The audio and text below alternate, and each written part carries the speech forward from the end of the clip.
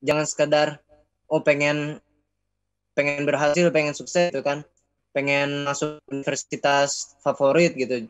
Harus jelas universitas favoritnya kayak gimana, terus apa yang udah disiapin buat itu. Pokoknya harus sejelas-jelas mungkin. Terus banyak-banyakin relasi. Jangan pernah takut untuk mencoba hal yang baru ya, karena dari hal yang baru kalian nggak ada yang tahu kita dapat dari mana. Maksud aneh di sini, ketika ada kesempatan kayak join ini, kalian ikut aja. Ingat, yang menentukan adalah passion kalian di mana ya. Maksudnya di sini kalian ada ketertarikan di mana, kalian suka melakukan itu, ya udah lakuin aja. Jadi jangan takut untuk mencoba lah menurutnya. Innal hamdalillah nahmanuhu wa nasta'inu wa nastaghfiru wa na'udzu billahi min syururi anfusina wa min sayyiati a'malina may yahdihillahu fala mudhillalah wa may yudhlil fala hadiyalah. Asyhadu an la ilaha illallah wa asyhadu anna Muhammadar Rasulullah. Alhamdulillah teman-teman, puji syukur kehadirat Allah.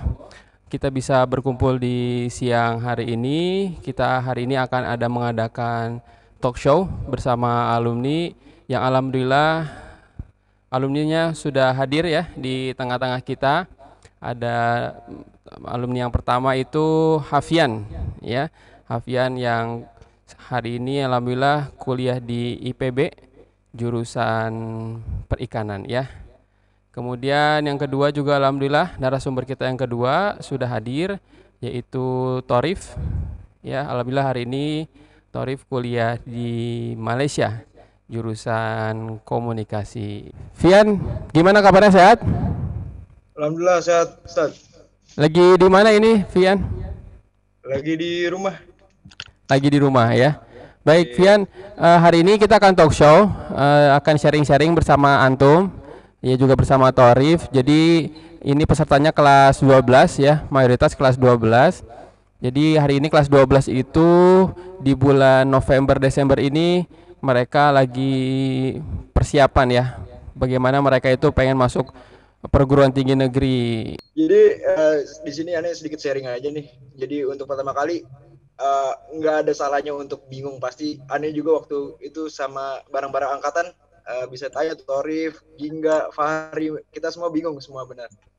Tapi untuk itu kita diskusi bareng, kayak kita adain diskusi bareng gimana, karena ketika nanti kita semua beranjak di kuliah, kita bakal punya prospek yang sendiri-sendiri. Jadi mungkin untuk hari ini yang kita harus persiapin ya goals kita nantinya. Masuk ketua OSIS, masuk lewat jalur ketua OSIS itu apa aja sih yang harus disiapin?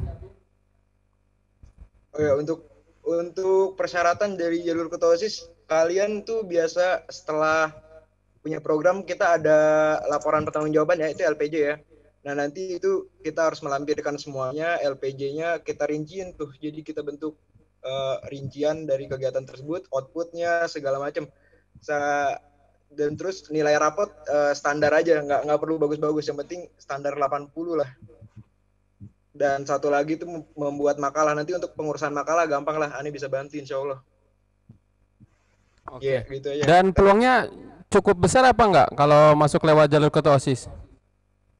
Untuk di tahun Ani kemarin jalur ketua OSIS itu terima di kuota 400 orang. Pasti banyak banget lah ya. Tapi nggak semuanya di ACC, dengan mungkin kita terlalu mempermudah cara tersebut ya. Kayak aduh kita tinggal masukin ini doang, nanti juga keterima lah ke ACC. Tapi dari situ yang kemarin tuh yang mental ada 250. Berarti 250 SMA yang terpental, nggak bisa tuh dia. Jadi harus diperhatikan juga masalah makalah, sinopsis, dan juga LPJ-nya nantinya. Jadi awalnya aneh coba di IPB itu kepilihan ketiga untuk masalah perikanan. Pilihan pertama aneh mencoba di Fakultas Ekonomi Manajemen, yang kedua agribisnis. Dan ternyata ya takdir ya, kita aneh dialihkan ke perikanan karena mungkin standarisasinya emang tinggi ya. Makanya jadi kalau untuk masuk IPB mungkin dari kita ada yang mengincar cuman aduh aneh pingin logo IPB-nya aja nih, yang penting aneh masuk IPB, nggak peduli soal jurusan. Nah soal itu nanti karena namanya agribisnis, FEM, Fakultas Kedokteran Hewan itu sangat tinggi banget grading pace-nya ya. Jadi emang qadarullah aneh ditempatkan di perikanan. Tapi setelah itu ya lama-lama aneh enjoy. Jadi di permasalahan perikanan kita untuk tahun pertama sama, kita ada matrikulasi, jadi sama aja kayak SMA kelas 4 mungkin ya. Nanti untuk ke depannya kita pemilihan kayak nanti bisa ambil di bagian kebijakan atau enggak perkapalannya. Untuk Ane sendiri nanti Ane pengambilan di kebijakan ya, karena emang interestnya di bagian kebijakan. Oh gitu. Jadi memang harus siap-siap ya. Teman-teman yang mau ke IPB jurusan IPA maupun IPS harus siap di tahun pertama belajarnya IPA ya. Begitu ya? Iya betul. Karena emang nanti prospek kedepannya pun sekali kita mau masuk FEM pun pasti ada algoritma hitung-hitungan ya, mungkin ya kena di matematikanya harus betul-betul benar-benar basicnya harus ada gitu. Nah di tahun pertama ini kita diuji lah. Terus gimana IPK antum? Dengar-dengar bagus ya IPK-nya ya? Ya Allah. Enggak, kalau masalah IPK aneh mungkin kurang banget ya, kurang aktif di permasalahan itu, karena yang seperti tadi kita kurang basic ya, bener gak Torif? Iya, jujur aja kita yang IPA kurang basic, bener-bener biologi, fisika, matematika, ya bisa dilihat sendiri lah. Aneh dapat C kalau nggak salah waktu itu. Jadi ada kriteria variabel A, B, terus ada B, C, terus C sama D. Nah kalau D itu kalian wajib mengulang, benar-benar harus ngulang. Tapi kalau C kalian boleh bisa lulus tapi dengan nilai yang jelek. Itu pilihan ente. Kalau yang A, B itu jangan ditanya lah. A, B, B, C itu pasti kalian pass lah itu.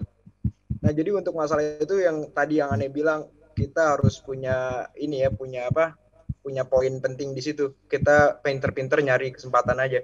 Kayak Ane tadi biologi Ane C, matematika itu dapat C kalau nggak salah ya. Landasan matematika kita dapatnya. Di fisika juga Ane dapat C, di kimia Ane dapat BC. Tapi di situ yang mompaknya itu saya dapat, alhamdulillah Ane dapat Inggrisnya dapat A. Pelajaran agama dapat A, apalagi ente dari FIWA ya, pasti aduh sikat aja itu, gampang banget kok. Namanya pelajaran agama pasti kalian bisa lah keluarin dalil-dalil gitu, pasti A kayak gitu. Jadi ya jadi nilai-nilai C ini semua kebantu semua dari yang A, jadi IPK hasilnya pun standar juga. Berarti IPK-nya kurang lah ya? Iya, untuk informasi itu kalau di IPB 1,7 IPK minimal ya, itu udah drop out ya. 1,7. Oh 1,7 ya? Iya. Oke. Kira-kira apa hikmahnya nih? Tadi kan katanya Vian IPK-nya agak kurang ya. Terus kira-kira apa hikmahnya dengan mendapat IPK segitu? Hikmah yang bisa diambil? Berarti pada awalnya Ane kan ngambil FEM ya. Apalagi FEM itu nantinya bakal belajar lebih tentang matematika, jadi Ane mungkin dialihkan ke perikanan, tahulah kapasitasnya berarti ya. Ane udah gak pasti dari situ juga udah kelihatan bisa dapat karena kita bertabrakan juga semua tuh jadwal kuliah benar-benar padat ya. Kita tuh Senin sampai Sabtu, mungkin belajar waktu luang tuh hari Minggu aja. Jadi keteteran juga sama yang lain. Makanya kalau bisa tuh dicicil. Jadi setelah pembelajaran kalian harus dibuka lah. Misalnya jadi nggak bisa lagi kita konsepnya belajar nanti hamin seminggu kita belajar. Kalau bisa setiap habis pembelajaran malamnya kalian review aja. Yang penting kalian paham. Karena emang kalian tahu sendiri kelasnya itu ini udah mahasiswa, kalian ngerti nggak bakal disuapin lagi. Pasti ya mereka akan bodo amatan juga. Yang penting materi tersampaikan ke kalian. Kayak gitu aja. Jadi intinya waktu dulu sih emang sistem belajarnya masih kurang rancu ya.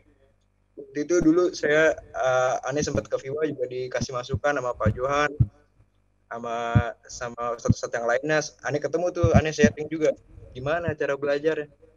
Ya ternyata emang harus kayak gitu, kita harus review terus aja. Yang penting kita paham di materi yang kita disampaikan sama dosen pada hari itu juga. Jadi nggak bisa lagi kita tumbuk nanti di waktu itu salah keteteran nanti kali. Terus di IPB, Anda pengen tahu nih, di IPB selain antum kuliah, sibuk apa aja?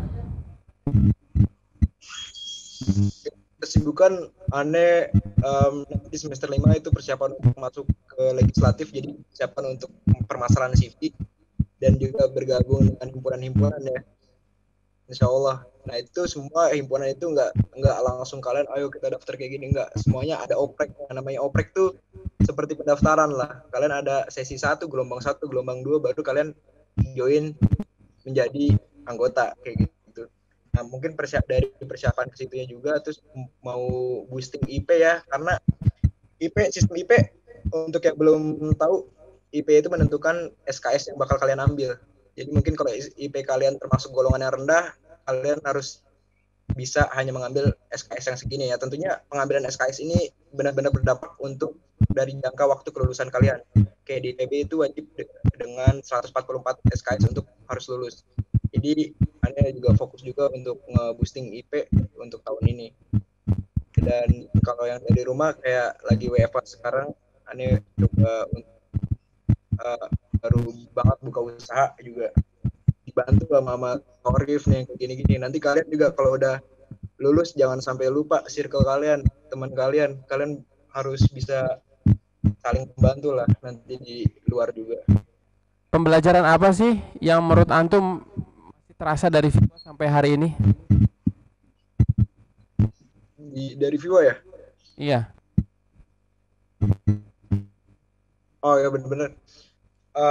Dari Mahat ya, pasti tentunya kalian bakal rindu banget pengalamannya pasti ya. Itu benar-benar masuk banget. Yang paling kita ingat tuh pasti masa pembelajaran dari jati diri banget sih, Pak. Karena kita dinasihati Ustadz berapa kali ya. Jadi itu semua masuk banget lah. Dari situ kita belajar berlatih mental, juga tanggung jawab juga ada, dan juga solusi. Dan pasti tentunya itu semua terkait kedewasaan. Syukran untuk sharingnya Vian ya. Buat teman-teman, lagi-lagi kalau ada yang mau bertanya boleh nanti kirim di chat. Nah, Torif juga ngalamin nggak Trif? Waktu kelas 12 bingung-bingung milih jurusan, milih universitas, terus gimana caranya antum mengatasi itu semua? Dan Ani juga penasaran, katanya antum ini salah satu yang nggak mau milih UTBK gitu ya, lebih milih kuliah di Malaysia, dan itu kenapa? Boleh nggak ceritain?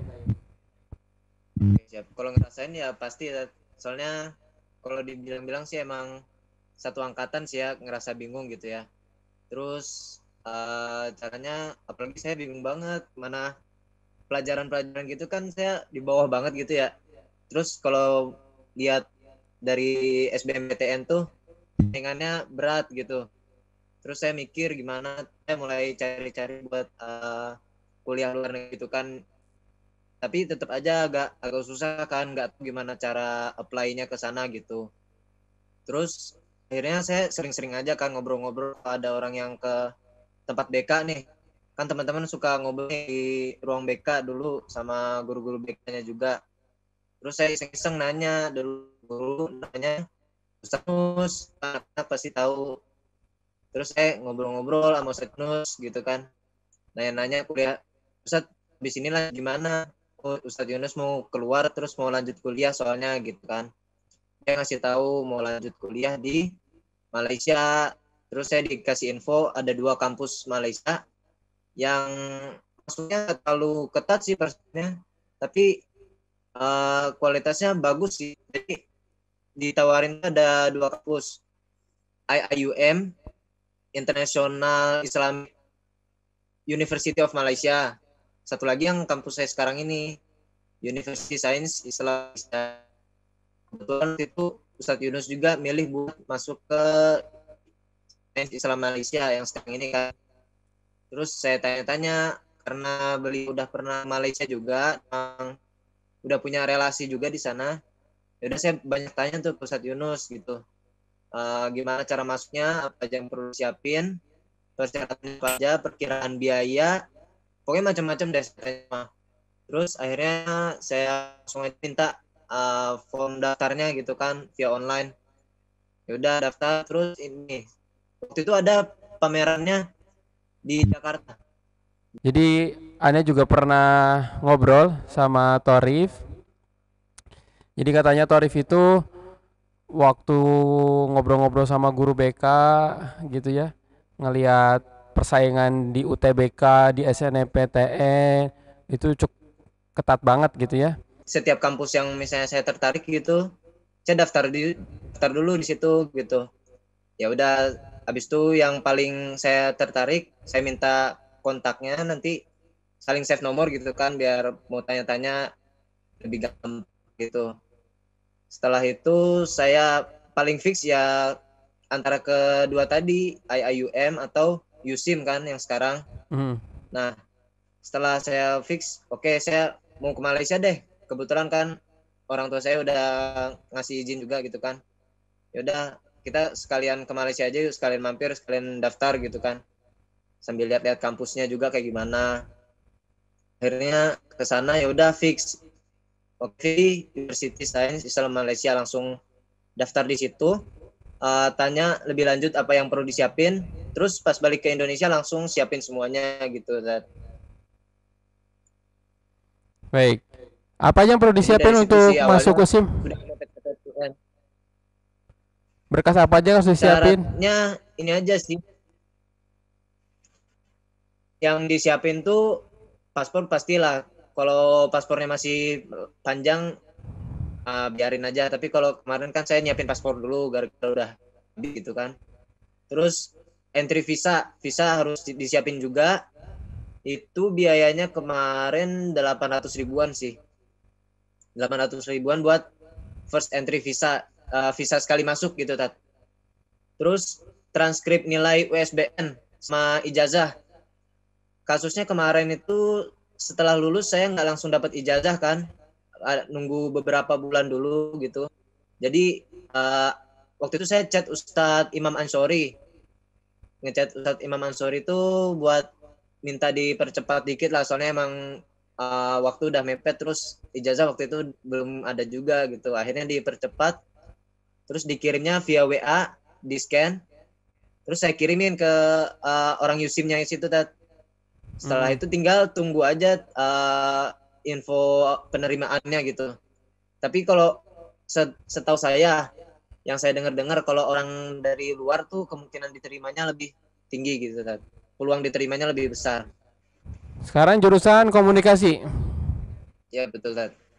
Gimana kalau boleh tahu komunikasi itu belajar apa aja dan prospek kedepannya gimana sih, Torif? Belajar komunikasi. Kalau sejauh ini komunikasi yang saya pelajari di kampus saya ini, pelajarannya sesuai pelajaran kayak nggak jauh-jauh dari media lah ya, yang belajar kayak fundamental periklanan gitu, terus fotografi, web development, penulisan berita, copywriting gitu-gitu. Dan kalau soal prospek, dulu pernah sih dengar kan dari waktu baru masuk, dengar-dengar apa tentang prospek kedepannya tuh kayak gimana. Ya sama aja kayak prospek kerjanya tuh nggak jauh-jauh dari media, misalnya seperti presenter atau jadi wartawan atau jadi apa ya, jadi editor gitu kan.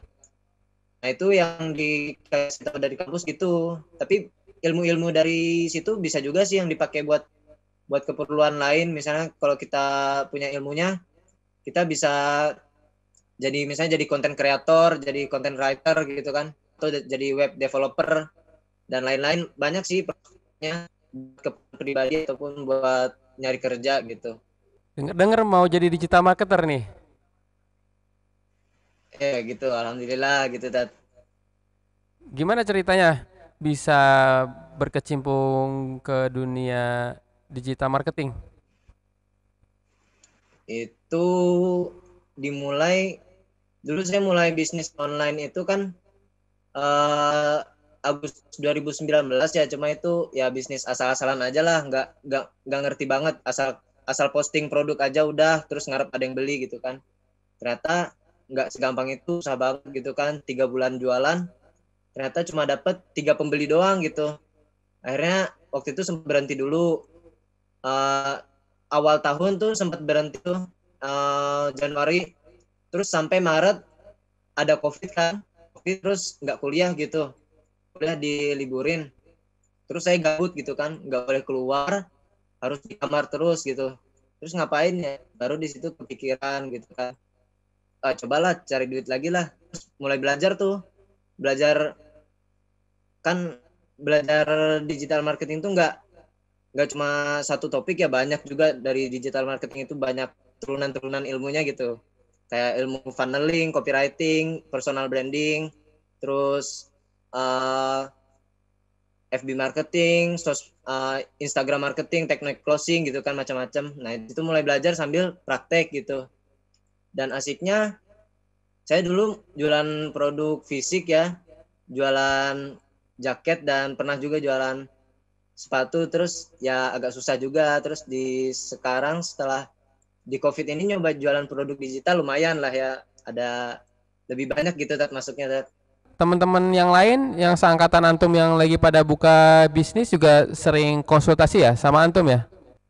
Iya, yang yang satu angkatan, ada yang di angkatan bawah juga, ada yang satu angkatan di bawah saya tuh, ada juga yang banyak juga yang tanya-tanya sih. Oke, berarti sekarang jadi juga konsultan bisnis nih ya. Jadi buat teman-teman Sambil-sambil yang gitu mau kan. ngobrol-ngobrol tentang dunia digital marketing atau bagaimana mengoptimalisasi bisnisnya, bisa ya ngobrol-ngobrol sama Torif ya. Bisa dong. Bisa Mampir aja ya. ke website tuh. Di websitenya torifzafran.com atau pecandubisnis.com. Atau di Instagram juga ada ya. Di Telegram juga ada. Ada, Anda juga udah join di ada. Telegram. Kalau nggak salah belajar teknik apa tuh marketing ya sama Copywriting. Torif gitu ya. Iya, mantap. Baik, menarik nih. Alumni Viwa ada yang bermain di dunia digital marketing. Sama ikutan organisasi kah? Organisasinya apa? Organisasi di Malaysia namanya Persatuan Pelajar Indonesia. Jadi setiap kampus yang di luar negeri pasti ada ininya sih, ada organisasi namanya Persatuan Pelajar Indonesia.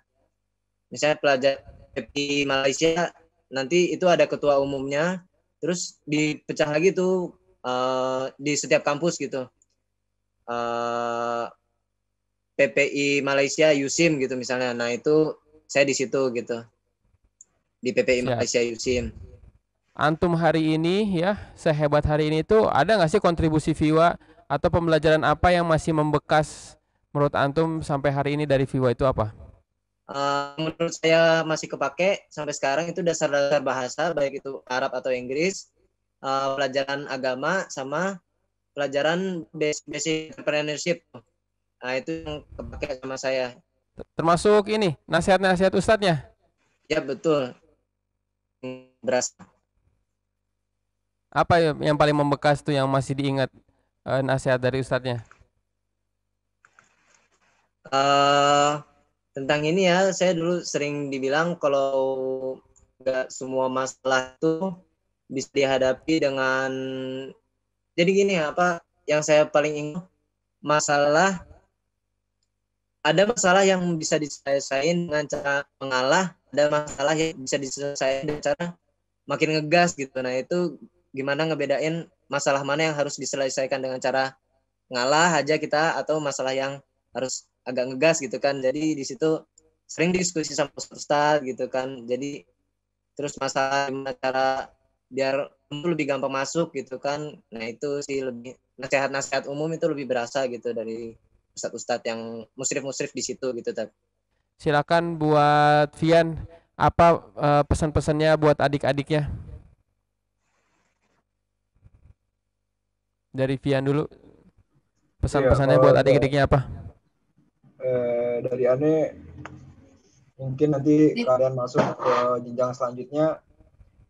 Pertama, kalian tetap jangan lupain nasihat-nasihat dari Ustadz, dari Iwa juga, karena emang benar-benar membekas banget. Terus juga masih tetap mungkin kalian bakal bebas banget di sana, kontrolnya tetap dijaga itu agamanya. Dan juga jangan pernah takut untuk mencoba hal yang baru ya, karena dari hal yang baru kalian nggak ada yang tahu kita dapat dari mana. Maksud Ane di sini, ketika ada kesempatan kayak join ini, kalian ikut aja. Ingat, yang menentukan adalah passion kalian di mana ya. Maksudnya di sini kalian ada ketertarikan di mana, kalian suka melakukan itu, ya udah lakuin aja. Jadi jangan takut untuk mencoba lah menurutnya. Kalau Tarif, kira apa pesan-pesannya buat adik-adiknya nih? Kalau dari saya harus tahu jelas apa tujuannya. Harus jelas ini maksudnya gimana ya? Jangan sekedar pengen berhasil, pengen sukses itu kan. Pengen masuk universitas favorit gitu. Harus jelas universitas favoritnya kayak gimana. Terus apa yang udah disiapin buat itu. Pokoknya harus sejelas-jelas mungkin. Terus banyak-banyakin relasi, perbanyak teman gitu kan. Makin banyak teman tuh makin bagus gitu. Terus perbanyak investasi leher ke atas. Jangan pernah, harus berani ambil resiko semua. Kan gini, mumpung kita masih muda gitu kan, masih ada orang tua gitu. Jadi apapun kondisi kita, kalau misalnya kita gagal kan pasti ya masih aman aja lah gitu ya. Masih bisa ngandelin orang tua gitu. Jadi ya harus berani ambil resiko buat apa yang diinginkan gitu, Tat. Siap. Syukron, jazakallah khair untuk Fian dan Torif. Sukses selalu ya, kita doain mudah-mudahan antum kuliahnya sukses dan lancar ya. Bisnisnya juga berkembang ya. Antum jadi orang yang sukses dan mulia. Terima kasih buat Torif, sekali lagi ya terima kasih jazakallah khair buat Torif dan Fian ya. Nanti insya Allah di pekan depan juga kita akan mengadakan talk show yang kedua. Jadi kita akan mengadakan talk show yang ketiga ya, 3 atau enggak 4 ya. Jadi di setiap hari Sabtu di bulan ini gitu ya. Terima kasih. Kita tutup dengan ucapan doa akhir majelis. Subhanakallahumma wihamdika asyhadu alla ilaha illa anta astaghfiruka wa atubu ilaik. Terima kasih semuanya yang udah nyaksiin. Terima kasih untuk Torif dan Fian. Sukses selalu. Wassalamualaikum warahmatullahi wabarakatuh.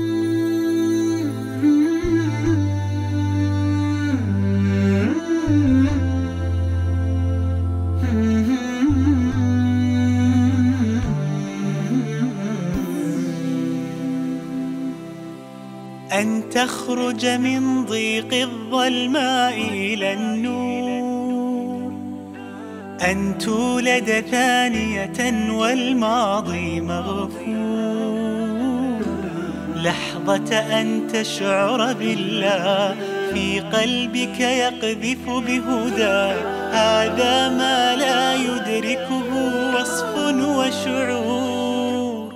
يا الله إني ناديتك وسعيت، إني استهديتك فهديت، بالقرآن أنرت طريقي.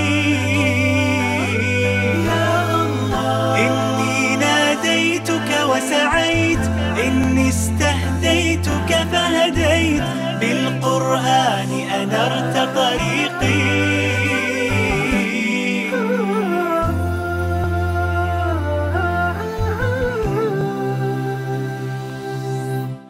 كنت أسير الحيرة أحمل قلبا تاه، كان الصمت مخيفا قبل كلام الله، فإذا بالرحمن قريب يسأله الحائر فيجيب، أشهد أن لا رب ولا معبود سواه.